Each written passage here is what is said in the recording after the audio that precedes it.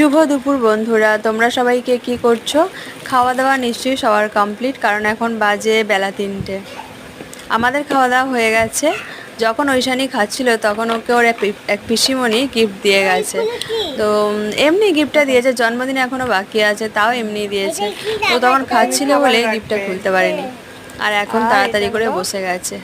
Gift পেলে কার না ভালো লাগে, সবারই ভালো লাগে। আর ও তো ছোট, ওর তো ভালো লাগবে।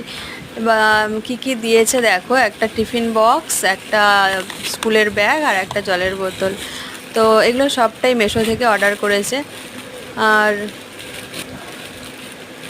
তো ওরা ঐশানীকে ছোটো থেকে খুবই ভালোবাসে। প্রতিবেশী হলেও ওরা কিন্তু খুব নিজের মতো, বরং রক্তের সম্পর্কে যারা, তারা অনেক সময় পরের মতো ব্যবহার করে বা পরের মতোই হয়। এটা খুবই খারাপ লাগে যে নিজের হলেও এরকম। তো অনেক সময় আবার পর অনেক বেশি আপন হয়। মানুষের ব্যবহারটাই আসল।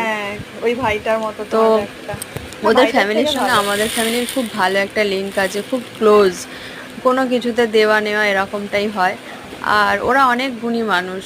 ওরা দুই বোন নৃত্যশিল্পী, অ্যাঙ্কারিং করে, আবৃত্তি করে, খুব ভালো। মানে দূরদর্শনের সঙ্গে মানে ওদের সঙ্গে যোগাযোগ আছে, ওরাও ভালো ভালো জায়গায় পারফর্ম করে।